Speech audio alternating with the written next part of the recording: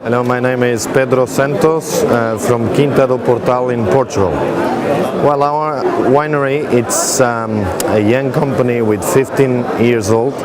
It's a family company, and our concept began to produce boutique wines.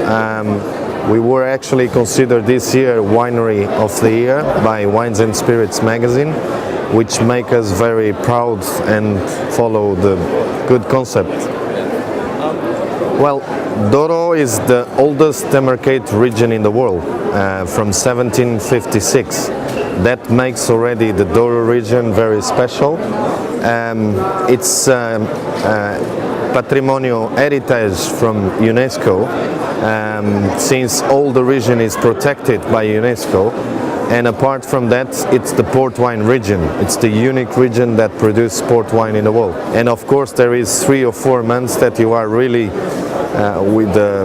looking for it to start producing the wines and tasting the new vintage. But definitely, personally, when you saw little grape, that's a baby, and that's very special for me.